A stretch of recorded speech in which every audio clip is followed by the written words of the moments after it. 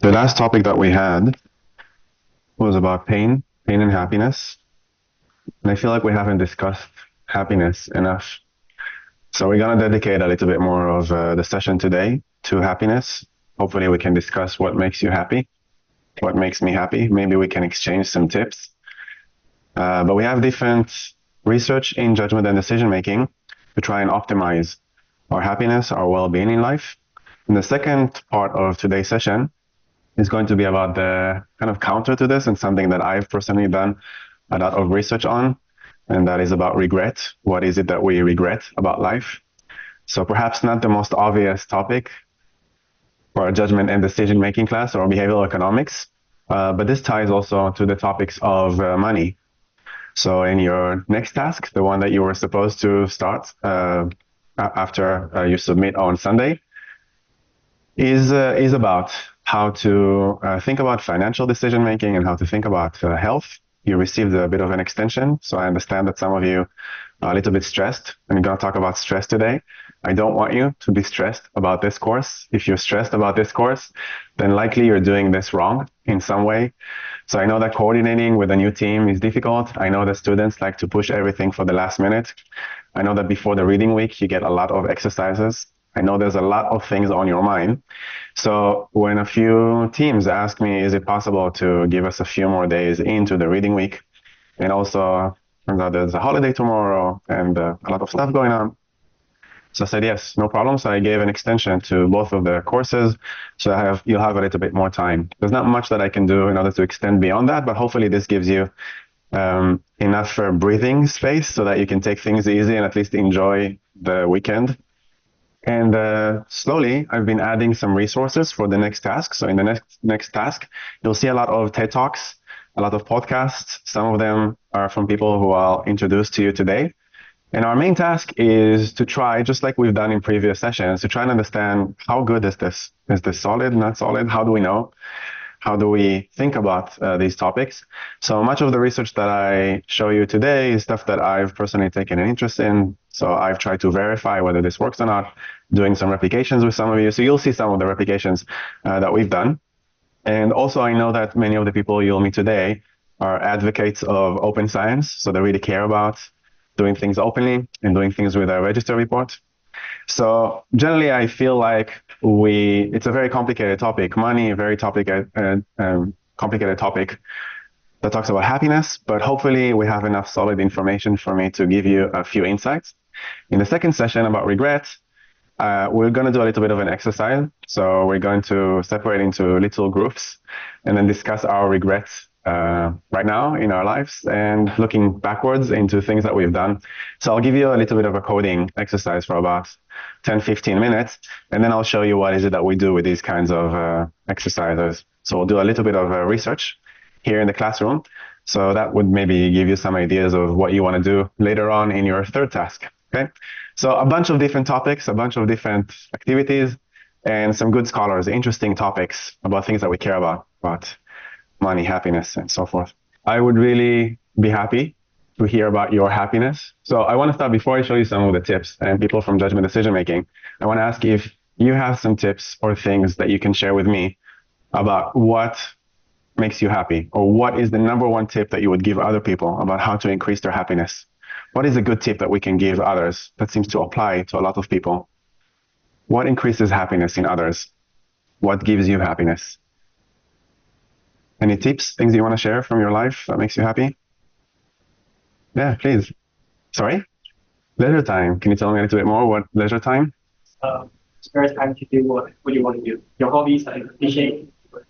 Go fishing? Yeah. Is this something that you do? Go fishing? Sometimes, yeah. Can you tell us where to go fishing if you want to go fishing? Where do you go fishing? Yeah, if you go. Okay. I go with my dad. We rent a boat and boat. Oh, wow. Okay.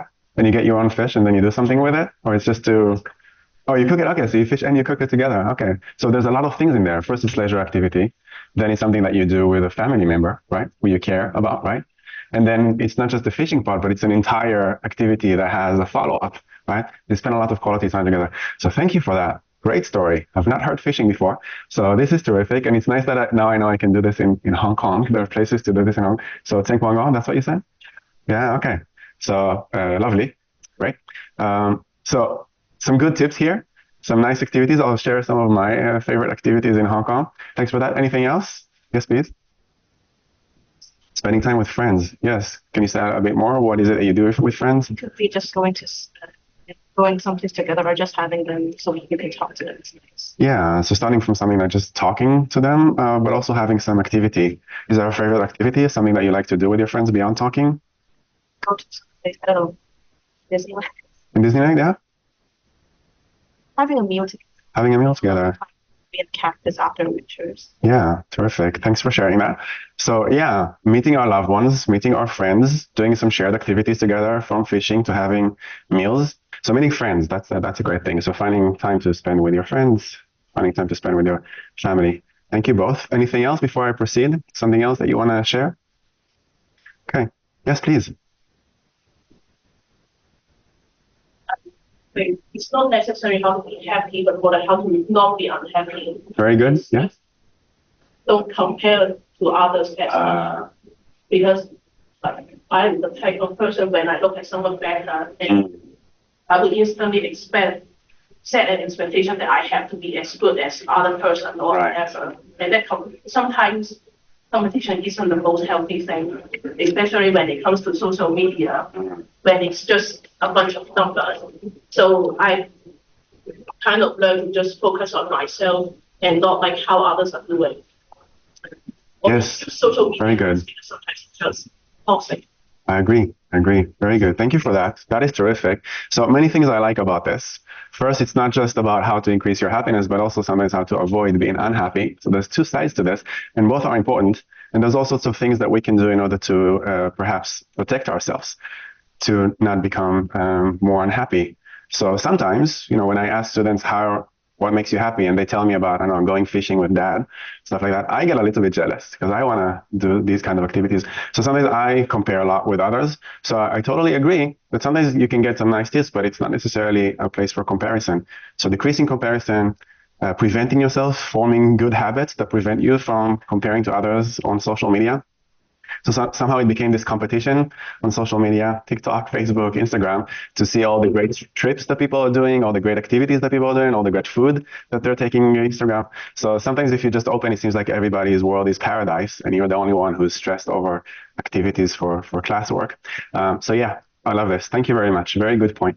So a lot of that. So I'm going to address a little bit of each of the three topics. And I'm going to start with this lady.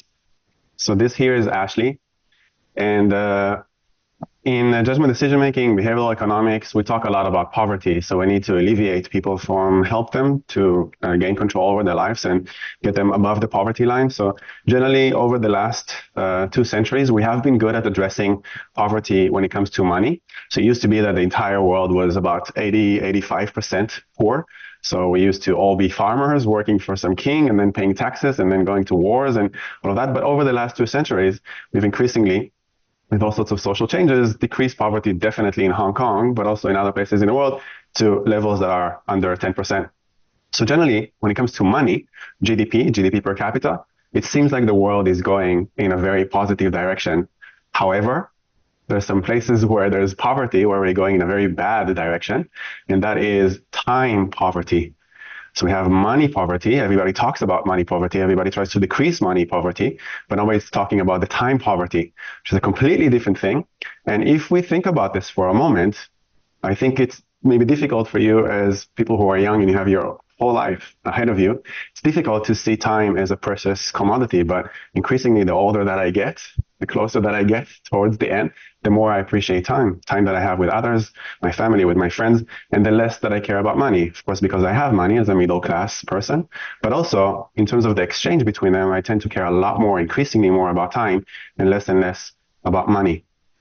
And the big situation is, and I think you feel this very, very strongly as students, I remember my student years, very stressful stuff, is that we're all very time poor. So poverty is a real thing when it comes to how we manage our time, because we don't know how to control these things. We don't know how to put barriers in order to make sure that we're protected and our time is protected. So she does this in a very interesting way.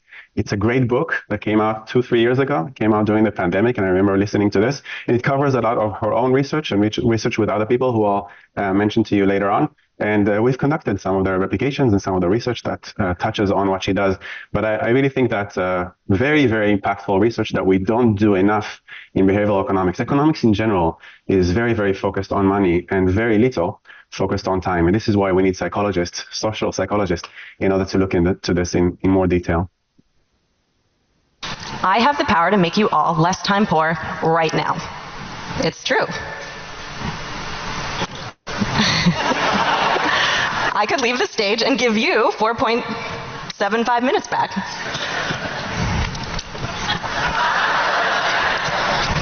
But I'm not going to do that. I don't trust you. You would squander that free time, perhaps by passively scrolling on your phone until the next talk starts, or if you're anything like me, answering just one more work email. It isn't our fault that we fail to prioritize time or that we lose moments of free time. Our brains get in the way. Human beings are pretty much allergic to leisure. Researchers call this phenomenon idleness aversion. I mean, let's be real. When's the last time someone asked you what your plans were for today and you cheerily replied, nothing? We also think we're going to have more time in the future than we do in the present. I like to call this bias the yes, damn effect, and it works in life a little bit something like this. Monday. Hey, Ash, can you help me move Saturday? No problem. Tuesday. Hey, Ash, want to go to dinner on Saturday? Sounds great. Wednesday. Professor Willens, I have a paper due Monday, and I would really appreciate your help on Saturday. Of course. Yes, Saturday. Damn. Oh, what was I thinking? When the future becomes the present, we often wish we could take back the things we said yes to. It is clear, our societies and our minds are conspiring against us when it comes to time. We are taught that money is our most valuable resource. Our free time becomes time confetti thanks to our constant connection to our cell phones. And we say yes way too often, in part because we think we're going to have more time in the future than we do in the present. But luckily for us, just like people who are physically fit, the time rich among us make small, simple decisions in their everyday lives that allow them to have more and better time. The time rich among us prioritize time over money. No matter how much money they make, they're willing to give up some of their money in order to have more and better time. They're also likely to take all of their paid vacations. Now, this seems obvious, but many of us don't do it. If your boss were to put a giant stack of money on the table in front of you, you wouldn't walk away from it. But by failing to take all of your paid vacation, that's essentially what you're doing. You're walking away from a gift of time. They also spend more time savoring their daily experiences. My collaborator and I have data showing that the French spend more time eating and are less stressed and happier as a result. In contrast, Americans spend more time choosing their food than actually enjoying it. To be clear, scrolling Grubhub for hours is not a path to greater time affluence or happiness. They also spend time engaged each day in activities that we know are good for happiness. Socializing with friends and family, volunteering, and exercising, even if just for a few minutes. As it turns out, giving away our time for free by volunteering is one of the best ways to feel like we have more of it. Maybe they have more time for these activities because they're also willing to pay to outsource their most disliked tasks to others. My data suggests that simply spending as little as others can really pay off in terms of happiness and stress. Lastly, the time rich among us keep time affluent to-do lists. Each day, we are rewarded with small moments of free time, like during our morning commute or while standing in line at our local supermarket.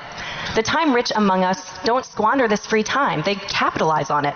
They keep lists with activities that they can complete in these found moments, like texting their friend, calling their mom, or reading an ebook. So the next time you feel compelled to take that "what celebrity do I look like" quiz on the internet, try texting your best friend instead. It can be hard to prioritize time, in part because unless we are paid by the hour, it isn't always easy to measure what the value of our time is worth. A $10,000 raise is easy to understand. However, the value of an additional 30 minutes of free time isn't quite so simple. But we can make time-related choices easier for ourselves. I work at a business school, so the only way I can get my MBAs to care about happiness is if I put it in a currency that they care about and understand. Money. But what I use in these calculations isn't money per se, but rather the income equivalent of happiness, or what I like to call happiness dollars. Okay, so I'm gonna stop here. She keeps on going and she shows a calculation of how to convert the money into time. And I think it's worth looking at the entire TED Talk. If you want, it's one of the resources that you can look at in the second assignment. So it's for you to check her out and everything else that she has to offer. Yeah, so there's a lot of research. Some of it is by Kahneman, who we talked about before. Yeah, so we have this dilemma between time and money, and what is it that we need to emphasize? And we could make a lot of decisions where we convert time to money. So many of us sometimes decide that we're going to spend more time at work or spend more time on study, so that the future gain, the financial gains in the future for the family or for yourself would be higher. But many times you also have the opposite effect. So sometimes you can buy time with your money. This is a very interesting research. So you can see some of the Dutch group here, and then these are very prominent happiness researchers. So Elizabeth Dunn, you'll get to meet her on occasion, Michael Norton, and here once again, Ashley Williams, is that you have the capacity to buy time. And then it would promote your happiness. And there's all sorts of ways. So we've got the Dutch over here, but we also have the Americans and Denmark. So generally, it seems like when people use more money in order to buy more time, to outsource some of their tasks, there was an increase in their happiness, especially in the places that are not well balanced. So Netherlands seems well balanced, but the US, not so much. We have a representative sample here. We've got M-Turkers. I don't know if you know about M-Turkers. We're going to use M-Turkers, or something like M-Turkers. So they're working online. So you can make money online by just doing surveys. You can put a task. So I typically pay something like $1 for a survey that's about 5 to 8 minutes. So when you all design a study, in the third task, you'll give me your study. We'll talk about things. And then finally, I will run this with a sample like this sample, like M-Turk.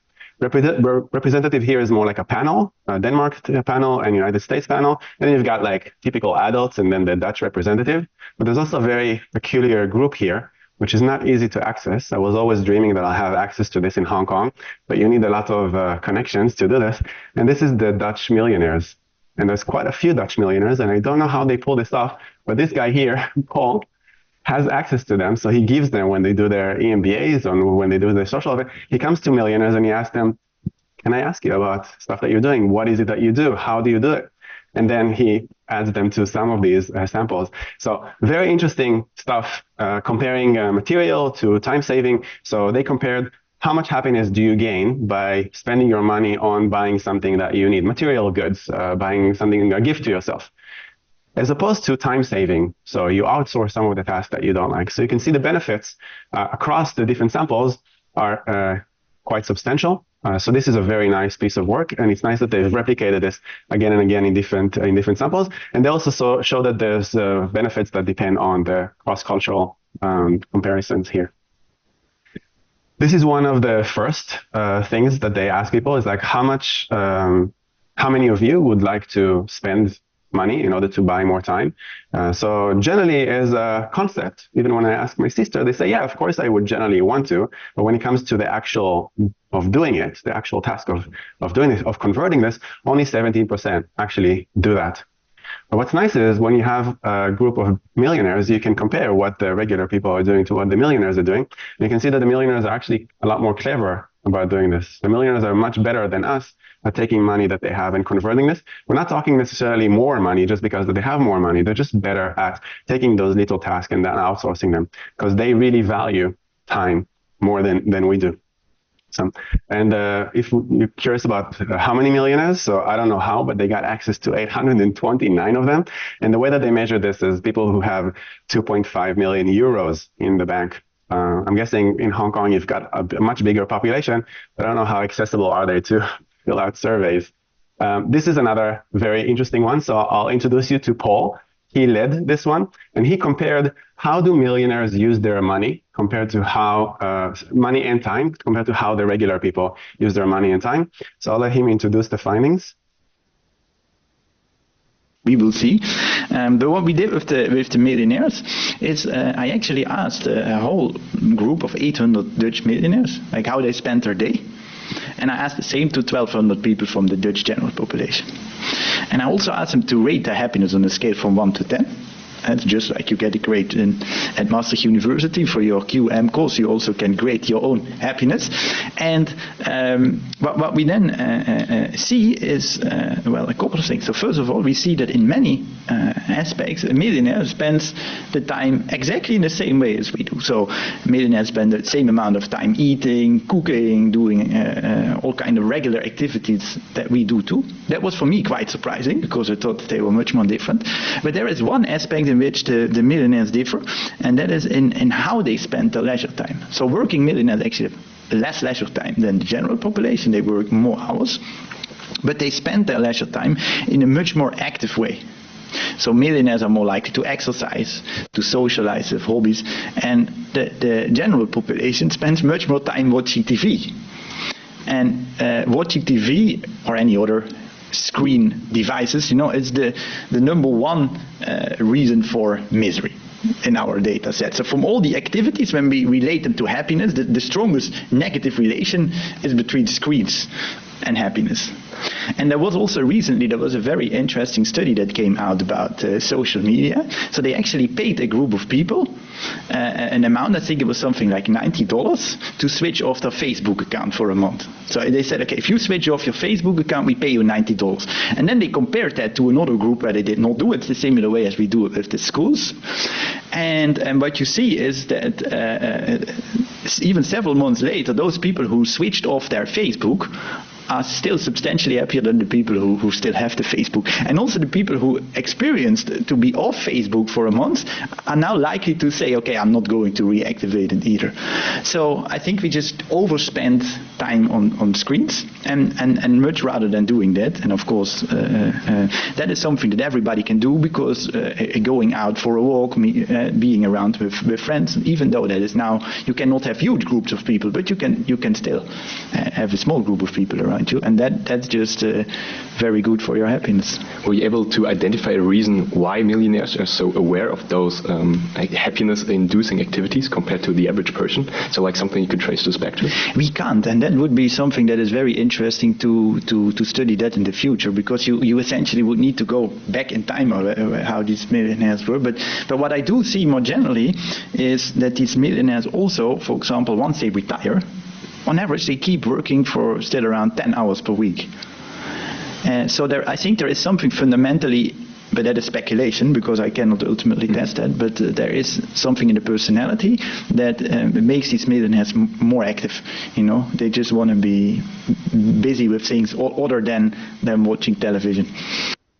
Yeah, so it's interesting because they've done follow-up research on this, so they're not letting these millionaires go walk free. They keep asking them questions about this. I just want to say one thing about the connection between Facebook or social media and happiness. It's a very controversial, heated debate. Came out a book not too long ago by Jonathan Haidt, who is a great social psychologist. He talked about, or the topic of the book is called The Anxious Generation, and he's referring to you, the young generation that is overwhelmed with social media and social comparisons, and he really advocates for disconnecting the teens, the youth, from social media. He talks about an increase of suicide rates, especially when it comes to women in the US, as a big phenomena. And he claims that this started when all the social media introduced likes and retweets, reposts, and sharing, and so forth. However, there's a big backlash on this because there's a lot of social psychologists who do not agree with this. So we have some correlational studies, we have some experimental studies, but I just wanted to say that what he talked about in disconnecting from Facebook could be good for you. I suggest that you experiment with yourself. There's some good apps for you to block things in order to see how you react to this. But the jury is still out. We still don't know what the final thing is. So he compares millionaires to regular people. And I think, screens aside, it seems to be that there is a different level of activity. So generally, I agree, and I think the research really supports that people who are generally more active, the people who emphasize social connectivity to their family and their friends, and people who disconnect from all sorts of passive things like just laying down on the sofa or staying at home or just watching TV. I think there's a lot to be said for being active. So that generally seems to increase people's happiness in life. But I did want you to, even though, some of the researchers, they have their own opinions about things. Part of what you will need to do in the second task is to fact check some of this. So when you hear a claim like this about what happens with Facebook, you look up the experiment, and then you look up and you see if there are other experiments, or what is the general view with meta-analysis and systematic reviews. But I do like the main message here, and it's a very rare study. And we see this group coming with more and more of this, where you compare the different populations and you see what differentiates between them. So to find a sample of 863 millionaires compared to a general population of 1,200 is not easy. And you can see that they ran this in 2 times. So actually, they had a first sample here and a second sample here. And the final conclusion with this, also Ashley Williams here, is that the nature of the time differed in critical way. It seems like millionaires are more engaged in active leisure by exercising and volunteering. There's also a lot of research about what happens when you give your time to others. So spending your time on others is something that increases happiness for a lot of people, especially when they retire. So you'll see my parents do this. I see a lot of elderly in Hong Kong do this, that they volunteer. They try to help others in their life. So that's better than just watching television and relaxing. But let's not discount watching television and relaxing. Sometimes, especially when you're stressed out, when you're working as a student, sometimes just taking some time off in order to do something, watch a TV series that you like, is something that could be very, very beneficial. I recommend that book because at the end of each chapter, Ashley Williams has a few activities for you. So I've done this. It's something that when I give workshops on happiness, something that I try to give to others in order to help them gain control over their time. So here are some of the traps. So I highlighted the ones that I think have the strongest evidence. So there is something to be said about being too connected to technology. So being able to take breaks from technology, especially before you go to sleep. So I know that we have, we need to set the alarm and we need to just look at the WhatsApp one last second before we go to sleep. But generally taking an hour to not look at the screen before you go to sleep to get yourself to prepare is something that's very good. So the more that you can disconnect whenever you want to rest, the more that you can disconnect from devices, from your laptop, from your pad, from your mobile, that is a good thing. So obsession with work and money, this is especially relevant for us in Hong Kong. So we have a big obsession with working all the time and how much money we can gain. Sometimes we choose careers. We're going to come back to this at the last session where we talk about career choice. So we choose careers that emphasize money, how much money we can get, but we don't choose careers that emphasize how many vacation days we can get for that. Limited value placed on time, generally right for everybody, and aversion to idleness. So we don't know how to relax. Even when we have time to relax, we just do something in order to keep busy. Sometimes it's good to just be idle or to find an activity that allows you to be idle.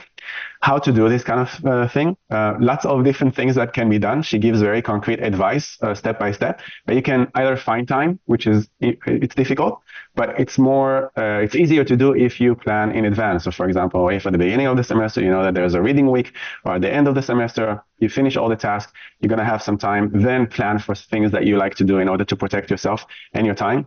Funding time. Sometimes it's more valuable to take some money that you have, even though for you, especially as students, this is rare, and pay somebody else to do this kind of thing. I'll give you an example. When I was a student, one of the things that I needed to do is collect data for my thesis. And for me, I was very stressed because I was also working at the same time. So I don't think that's something that happens a lot in Hong Kong, but around the world, people work and study at the same time. So I was already very, very pressed. And then I realized that the amount of money that I'm making is higher than how much it would take me to pay somebody else to go and collect the data for me. So I paid somebody to go and collect the data, go to the library, approach each and every one, then make sure that this is okay. So this is how I was able to just make sure that my well-being is emphasized. And then you can reframe some time. And I really do this. So whenever you take the MTR, people are like, I hate to commute. Commuting is horrible. So there's some people who, even in this room, who commute an hour and a half in each direction every day. You can reframe that time, not just for you to study more or to work more, but also for you to spend time with yourself.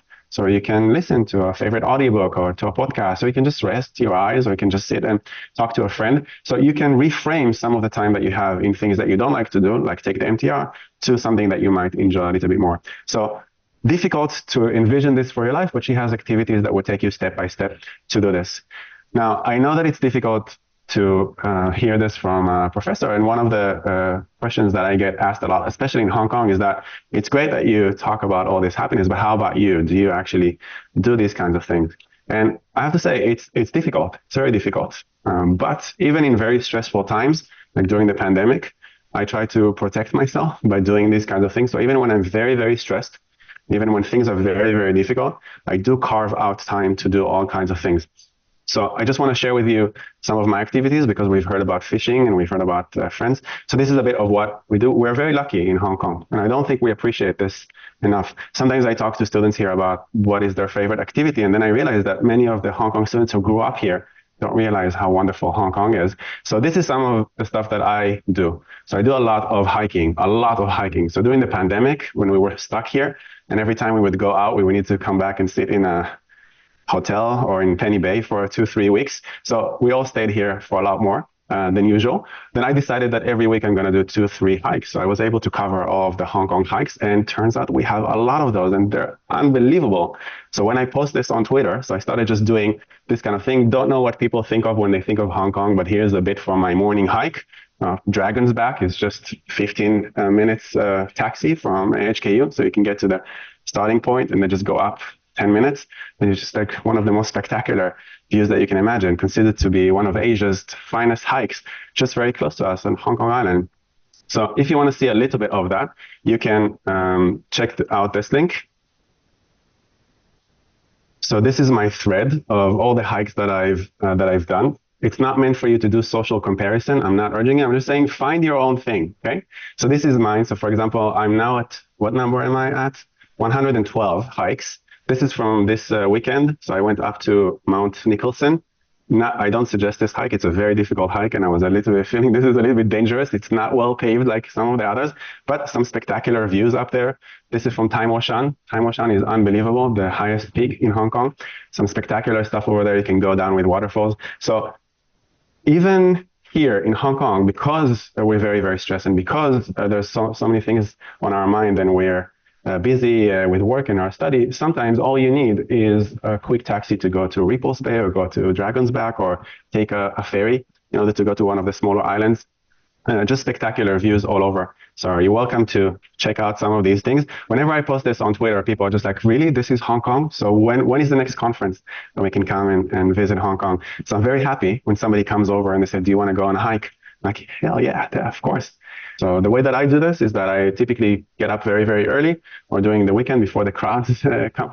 And then I listen to an audiobook, and then I'm able to finish an entire audiobook, 6-7 hours within one hike. And then that allows me to both experience everything, think about things, and then listen to audiobooks, just like Time Smart.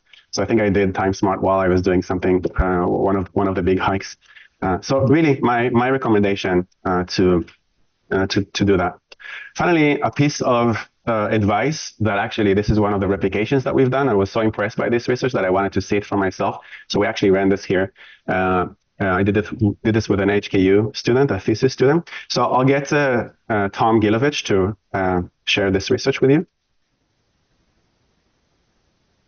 The interesting psychological question, the one that we want to focus on, is why do experiences provide more enduring satisfaction and, as we'll see, more gratitude than material purchases? Yeah, so I'll just say the background. For me, I come from a culture where we don't like to buy gifts to each other for our birthdays. Whenever my parents, when there's a birthday, they don't receive gifts. They only want to give gifts. And I don't like material possessions because I travel a lot around the world, and everything that I need to carry with me. And my father always wants to give me money or give me all kinds of things. And then we came to a resolution together. The things that I like people to buy to me is stuff that we can do together. So experiences. So emphasizing experiences over things that are material possessions. So you can gain stuff from material possessions, but you can also gain a lot more, similarly, or a lot more when you have experiences together. So going on a trip together, going on a fishing boat together, doing stuff, getting some food together seems to be a lot more valuable than somebody just giving me something. Also, there's a little bit less of an obligation. You know, they give me, then I need to give them. It's an never-ending game. But when it's experiences that we do together, then there's important memories and moments together. So why is it the case that experiences are so much better than material things for happiness? This is why. One is, as we've already seen, they yield more and better stories. You talk about them, and part of our enjoyment of things are looking forward to them, experiencing them, and then remembering and talking about them, and we get more remembered and conversation value out of our experiences than our possessions. They become a bigger part of who you are. You may relate intensely to your material goods. You may think they're a big part of you, but still they're out there. They aren't ultimately a part of you, whereas your experiences really are who you are. In fact, arguably, you are the sum total of your experiences. So your experiences are closer, and they connect us more to other people. All of those things ought to make the experiences more enduring. Those are also the very kinds of things that are going to produce more gratitude. Do they? Well, you can do surveys. The data in front of you right now reinforces the story that has been known now for about 10 years. You ask people to recall a material or experiential purchase. They find more gratification out of the experiential purchase and the material purchase. If you ask them, how grateful were you for that? Even the material goods that we really like a lot. That's exciting, that was fun. You're not grateful in the same way that you are for an experience that you've had. Yeah, so if you can just look at this table, you'll see that it says a between subject design. So some of them recall experiences, some of them recall material purchases, and then they ask them the things that you've recalled, the best experiences that you've had, the best material possessions that you've had, how happy does it make you? So you can see the differences here. Both make you happy. It's not like getting things is something that you don't enjoy at the end, but it seems like the experiential stuff is higher, substantially higher, and gets you much higher to the highest peak on that scale. Was it money well spent? It's much more when it's experiences, and there's also how grateful you are for having it. It's more so with experiences. Another way to assess this is to look at reviews of material and experiential products. We surveyed reviews on a bunch of material and experiential websites, and you just have people code them for how favorable are they, how excited I am about the trip or the thing that I bought, and how grateful I am. And what you find is people express much more gratitude about experiential purchases than material purchases. Yeah, so we start from doing stuff in the lab by getting people to recall. Sometimes we give them different scenarios about different kind of purchases. Then we ask them, what do they think about purchasing something material or purchasing something experiential? But there's a problem with lab studies in that they're a little bit artificial. We force people in the lab to think about all kinds of things or recall all kinds of things. So it could be that there's a bias in the way that we recall. If you remember from last week, Kahneman talks about the experiencing self and the remembering self. Remembering self is a storyteller. It tells us a lot of stories. So it comes down to what happens in the field. So once we see a phenomenon in the lab, then we move to also do things in the field. There's lots of ways to do this in the field. You can observe how people are. And one way to do this is to code things that are available for free online, just like TripAdvisor or some of these places that offer you experiences versus material purchases. So this is the classic study. You can see here it's from the year 2012. I am what I do, not what I have. The differences between experiential and material purchases to the self. So I was very impressed with this. So together with Michelle here, and afterwards Eva, Yu Chen, I think she's now in Northwestern. She did her PhD, so she continued to a marketing PhD. And there's not a lot of people in marketing that advocate for experiences over material ones. So I feel like it's important that she continues with this. But we conducted a replication of this, and then we also got this published in Collabora Psychology. So you can see that we ran this with an Amazon Mechanical Turk. So the M-Turkers that I told you from before, we used them quite a lot. So we had a sample from the US, and then we conducted study. I don't know if you're already familiar with the effect sizes. It was in the tutorial of what is considered to be a reasonable effect size. A Cohen's d effect size of 0.2 is generally considered to be weak. 0.35 to 0.5 is considered to be kind of like medium. 0.6 to 0.8 is considered to be a very, very large effect. Sometimes one of the indicators when we see something that seems unreasonable is when we have a very, very large effect. So when I saw the large effects from Tom Gilovich, he was talking about big differences between experiences and material. I was a little bit skeptical. Is this really that big? And turns out that it is. So in our replication, actually, sometimes we got effects that are even bigger than this. So our effects are as big as 0.88, 1.13, and even how much more fun they are to talk about, 1.96. And I ran a lot of replications.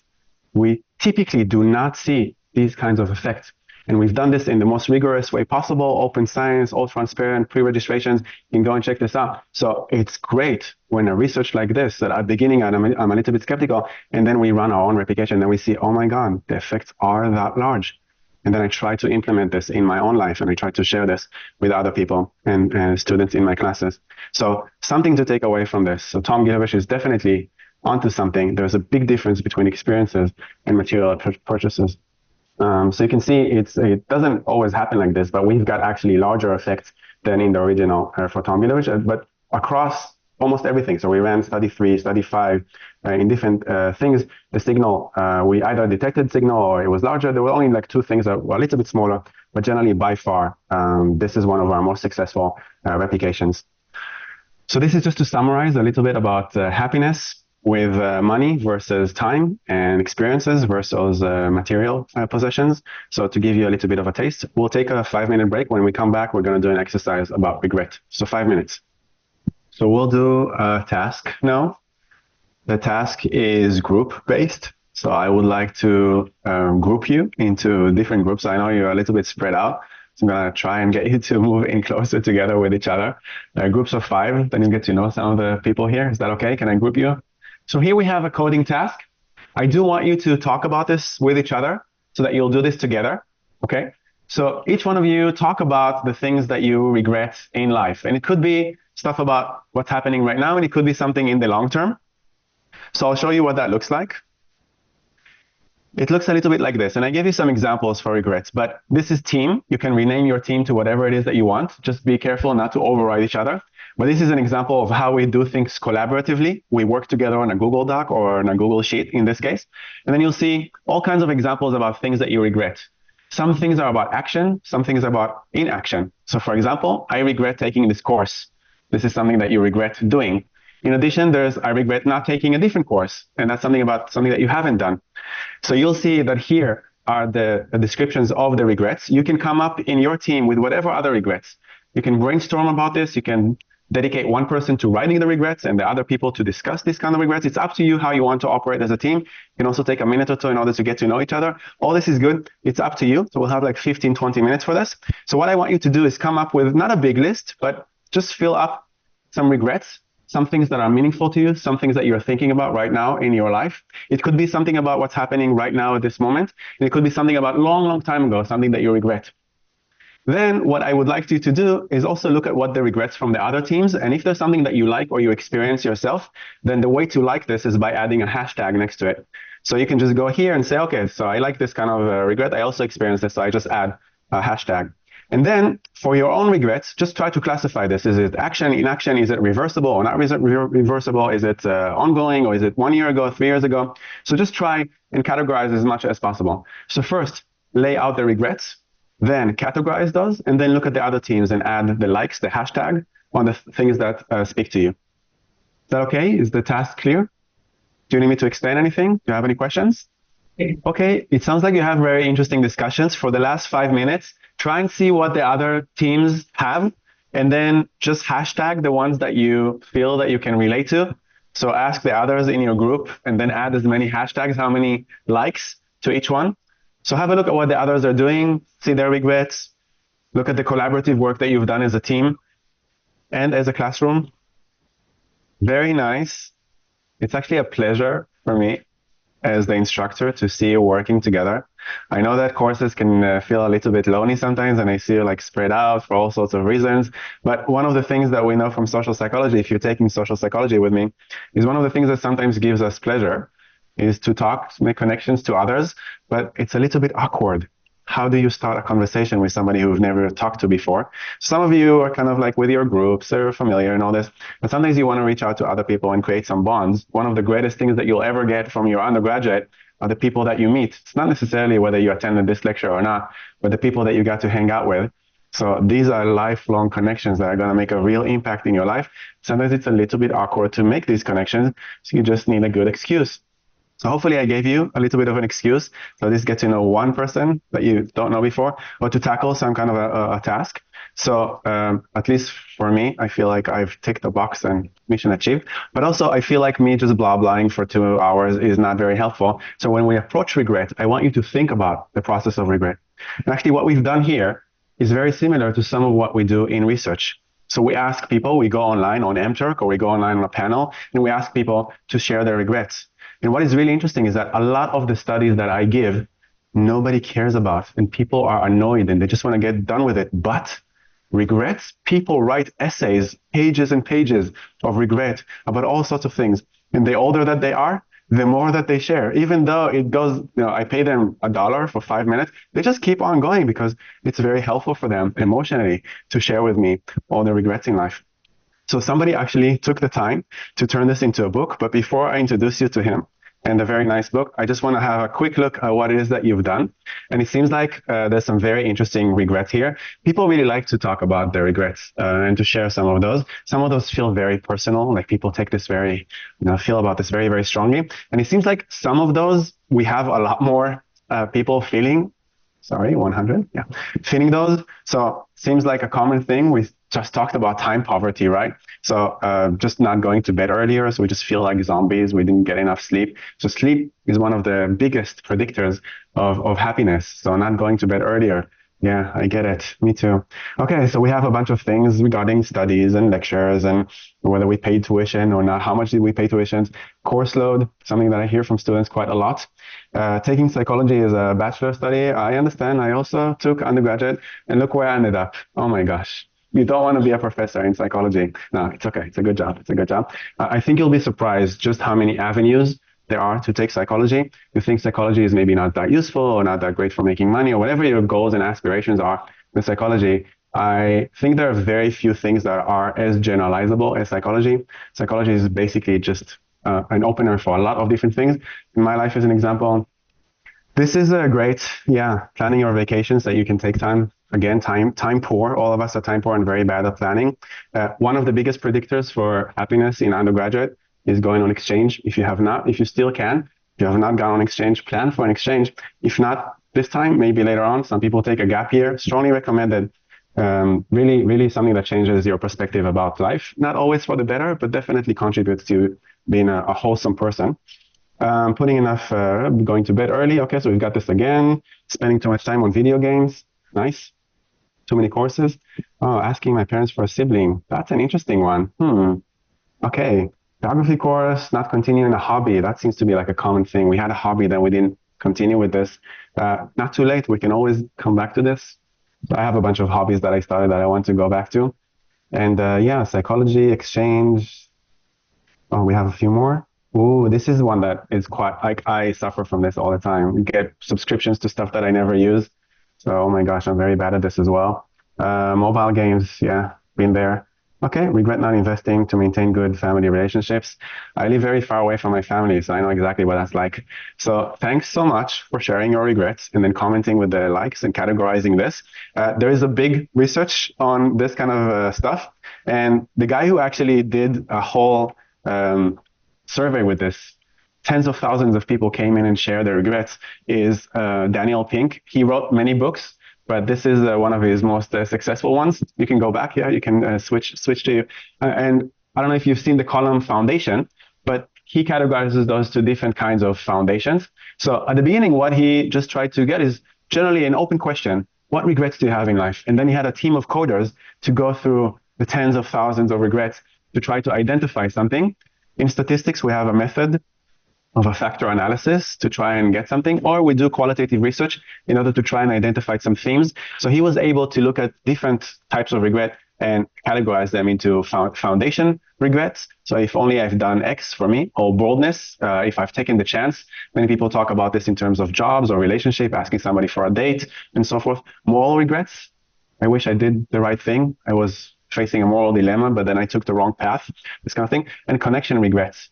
So sometimes we do have somebody that we see in class every day and we feel like we want to talk to them, but we never have, or people that we wish that we reached out for. So we have some interesting exercises on this from the advanced social psychology class. So I'll let Daniel Pink introduce this. He's a very eager person and does some very interesting stuff. He's not a researcher. He's a book writer, but he covers a lot of academic research from social psychology. Let's talk about regret. It is, to my mind, our most misunderstood emotion. And so I decided to spend a couple of years studying it. And one of the things that I did is I went back and I looked at about 50 years of social science on regret. And here's what it tells you. I'll save you the trouble of reading a half century of social science. The research tells us that everybody has regrets. Regrets make us human. Truly, the only people without regrets are 5-year-olds, people with brain damage, and sociopaths. The rest of us, we have regrets. And if we treat our regrets right, and that's a big if, but there are ways to do it, regrets can actually make us better. They can improve our decision-making skills, improve our negotiation skills, make us better strategists, make us better problem solvers, enhance our sense of meaning if we treat them right. And the good news is that there's a systematic way to do that. But I want to take just a few minutes to tell you about another aspect of regret that I think is really, really just super interesting. As part of the research here, I decided to ask people for their regrets.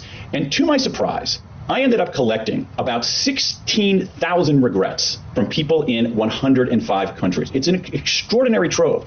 And what I realized when I went through this incredible database of human longing and aspiration is that around the world, and there's a very little national difference here, people kept expressing the same 4 regrets. Around the world, there are the same 4 regrets that keep coming up over and over and over again. So what I want to do is just quickly tell you about these 4 core regrets, because I think they reveal something incredibly important and interesting. So the 4 core regrets that I'm uncovered. Number 1, what I call foundation regrets. Foundation regrets. These are people who regret things like this: not saving enough money, which would be like, financial regret, not taking care of their health and not eating right, health regret. But they're the same. Those kinds of regrets are about making choices that didn't allow you to have some stability, a stable platform for their life. I have a lot of people who regret not working hard enough in school, a lot of people who regret, I got a lot of regrets about not saving money. And it's the kind of thing, it reminds me a little bit of Aesop's fable of the ant and the grasshopper. Where earlier in their life they acted like a grasshopper instead of the ant, and now it's catching up with them. So foundation regrets sound like this: if only, and that's the catchphrase of regret, if only I'd done the work. Second category. Okay, I'm going to stop here because we're running out of time and I want to share some things with you, but I strongly recommend that you hear him. It keeps on going, as you can see, for 23 minutes, but I'm going to stop here because I really want to share with you how this is related to behavioral economics and judgment and decision making. So it goes back to 1982. If you remember, Danny Kahneman and Amos Tversky started in the 1970s, and this is one of their first revelations. They realized that people have all kinds of biases about regret. So this is an actual vignette that they had that I used many times in my own research. This is George and Paul, and these are investors, and they've invested $1 million. Then they were facing a decision: should I switch to a different investment or keep my investment as is? And assuming that you know nothing about the 2 possibilities, the end result was this: George switched, Paul didn't switch, and both of them ended up losing the same amount of money. And Kahneman and Tversky asked a very simple question: which one of these 2 regrets their decision more?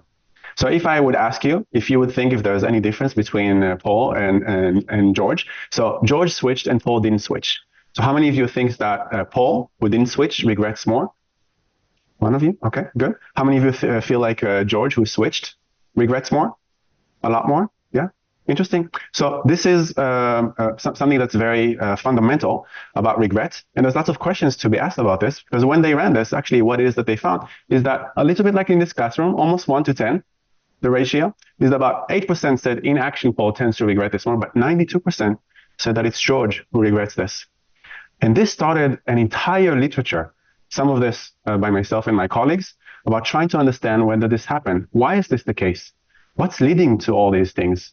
So after they published this in 1982, came out the question why, and then they came up with a very interesting line of research that was trying to understand how this relates to all kinds of norms.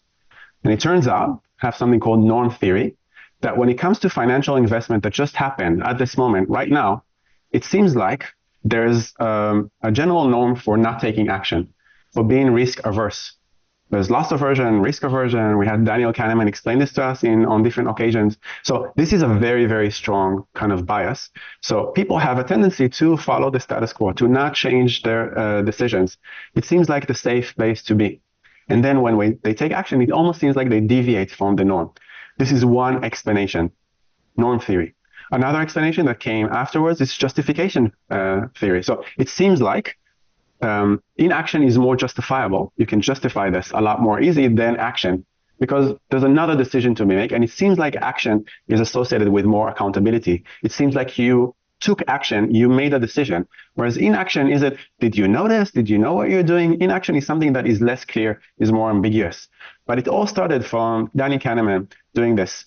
So all this about what is normal, what is normality. So one of the research that I actually did is trying to understand, so what are the norms? So we manipulated norms. We actually said, okay, so if this is really about norms and this is about norm theory, then what happens when we tell people what the norms are? If we change this to become the norm is action or the norm is inaction. So you can see that we had 3 different conditions. 2 conditions are action versus inaction norms. So we actually told people the norms are for action, the norms are for inaction. And you can see that even when the norms are for action, people regret about the same. The effect is lower, but people still regret inaction more. So inaction is so strong that even when we tell people that the norms are for action, people still regret inaction more. Regret action more than inaction. So the norms are for people to not act. And therefore, George is regretted more when they take action. And the effect is very, very strong, of course, when there's inaction. How do we know that the norms are for inaction? Because we also have a control condition when we don't tell people what the norms are. And then when we compare the control condition, is it closer to inaction or is it closer to action? We can see that it's a much closer to inaction norms. So actually, the norms in society for that specific investment scenario with George and Paul are for not taking action. So George is regretted a lot more. So this is one of the things. But then came people like Tom Gilovich, who we just met, who did also research on this. So he followed up on this and he said, there's something very, very strange here. And he was brave enough to challenge Danny Kahneman and said, something here doesn't make sense. Maybe there's something about these 8% that said that Paul regrets things more, that the inaction is regretting more. Maybe there's something about that. I don't quite get your idea. So they offered another scenario. So think about this scenario, but because this scenario applies to you and some of the things that we just saw in your coding of regrets, imagine that there's Jim and Dave here, and they both studied at the beginning at the East Coast University in the US, and then Jim made the decision to switch to another university. Both of them were unhappy with their studies, and they're thinking, should I change, should I not change? And then finally the decision is that Jim switched, and Dave did not switch. And finally, both of them are unsatisfied. Even though Jim switched, even with his new university, they're unsatisfied. Both of them are unsatisfied. One switched, one didn't switch. Which one is regretted more? What's interesting here is that it really matters what perspective in time they're looking at. So when I ask you to code the time, how far in the history, in the past, is it? It seems like this matters. Because when we ask people about short term, it seems like people regret action more. So they're inaction norms. But when we ask people later in their life, so, what took place back then when you had the decision whether to switch or not switch at university, it seems like when looking at the past in nostalgia, people regret not taking action. So it seems like almost there's a reversal of these two things. So this is the classic study by Tom Gilovich. And this is one of these things where I was like, so there's something very interesting here. Is this really a reversal in action norms? Is there something that really happens there? And he challenged Daniel Kahneman so much that Daniel Kahneman did the humble thing and said, I want to get to the bottom of this. So Daniel Kahneman invented, and did this in this case as well, an adversarial collaboration. He got together with this team and they followed up on this research to try and understand this. And they came to the conclusion that indeed there's a moderation, there's a reversal. The longer that you take from the moment of the decision, the more that people tend to regret not taking action. So it seems like first they categorize this in all sorts of different ways, but then finally, so do we have some time for this? I don't know. But I just wanted to tell you that we actually, one of the replications that we did, somebody who took this course like you and then joined me to do an MPhil, and now he's a PhD student in Chinese University of Hong Kong, did this for his thesis. So we tried to replicate this, and we found 3 out of 4 studies, we found very strong support for this reversal. So when we look at things in the short term, so you can see the original effect sizes are like this, and our replication, the effect size, so successful replication. And then what you can see here is that in the short term, people regret action more, but you can see in the long term, there's a reversal and people regret inaction more. So I wish I would have taken action to switch to university. So even if right now you think like, why would I act? There's no reason to act. Maybe now you're very loss averse. You don't want to take any risk because you're thinking, I might regret this. It could be true for things that are happening right now because feels like this right now at this moment. But put yourself, one of the ways to do this is put yourself in a perspective of, let's say that you're 40 years old, 50 years old, how you would look back in time. So we have this capacity to imagine ourselves as future selves and then think to yourself, how would I feel when I'm 40, when I'm 50, if I did not ask this person out, if I did not make the switch to another university, if I did not act on something that I really feel like I want to do. So maybe right now the risk seems like a lot, but if you make the switch between short term into looking at things in the longer term, then it seems like there's a big reversal in this. So it's not just Tom Gilovich, and then later together with Daniel Kahneman to verify this switch, but also we ran this here at HKU. So I know looking at the people and how they did regrets, and it's amazing to read how people are sharing their regrets, is that there's really this kind of reversal for the exact same regret. If you feel it right now in the moment, that there's an aversion to action, but in the long term, people really feel like they wanted to take action more. We also did a bunch of other things, so I won't go into this right now, maybe later on, but I strongly recommend that you read some of this research summarized in Pink's book, The Power of Regret. It seems like Daniel Kahneman and Amos Tversky identified that regret seems like an emotion. How is this related to judgment decision making? It seems to drive a lot of very important things in our capacity to make decisions, and how this is linked to all sorts of things like happiness. So I'm going to stop here because we ran out of time. I really appreciate you taking some time in order to code your regrets and experience things firsthand. This is a little bit of a taste of talking about happiness and talking about regret, talking about time and talking about money. You'll get the ability to look into this deeper if this is interesting to you in some of the TED Talks and the podcasts in your second task. So think about this. This could be one of the topics that you investigate together with your team. So next week is reading week. You have an assignment, the first assignment to submit, and then hopefully moving on to the second assignment. We won't have a class, but if you need my help or you need the tutor's help, then just write to us on Zulip and we'll do everything that we can in order to support you. So have a good reading week.